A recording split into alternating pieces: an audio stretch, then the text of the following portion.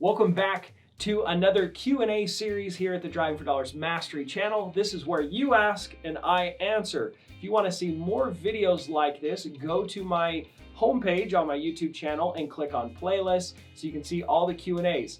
If you guys like this, leave me a like, subscribe. Also, make sure you leave me a comment or a question so I can answer them in the next video just for you.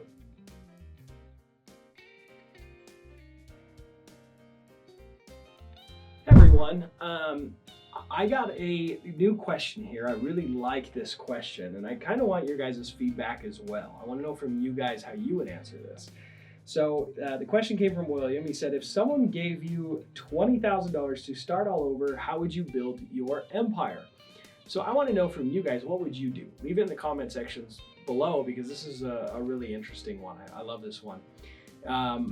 I would tell you what I would do, and maybe this could kind of be a guideline to help you guys build your empire. I don't necessarily believe that I've built an empire yet. Don't really know necessarily what building an empire means, like at what point do you have an empire, right? But maybe the correct adjective is not necessarily empire, but maybe financial freedom or success. You know, what does that success look like for you? I actually thought about this question for a few minutes here, and you know, the first thing that I tell people all the time, because I'll have people that go, hey, what do you think of this investment deal? Should I invest in this deal? Should I invest in this stock? Should I invest in this piece of real estate? And you know, one of the things that I always talk about is like, okay, well, what are your goals? What are you trying to accomplish?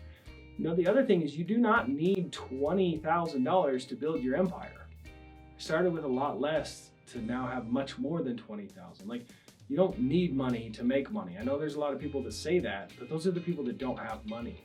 It's not about having resources, it's about being resourceful. Tony Robbins teaches that. It's not about, you know, and Robert Kiyosaki says, never say I can afford it, say how can I afford it? So having $20,000 doesn't necessarily give you permission to go build an empire. What gives you permission to build an empire is your dream, is your goal. So I think what's most important, if I lost everything today, I would sit down and evaluate exactly what I want to build. What do I want my life to look like? What do I want to do for work? Who do I want to have around me when I work? You know, what kind of time freedom do I have? What do I do with my time freedom?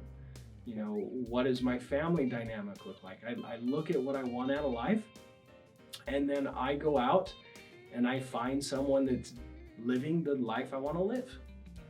Identify the kind of business that I want and what I want that business to look like, and I find someone that is doing what I'm trying to accomplish. If I can't find someone that's doing what I want to accomplish, it's a bad idea and I shouldn't do it, right? It's so much easier just to follow the steps of someone else that's done it before. If you want to be a pioneer in an industry that is honestly the worst thing you can possibly do, you're trying to figure it out all on your own, and maybe you're much smarter than me, but I don't necessarily think that that's a quality of life, having to be the person that figures out everything the hard way.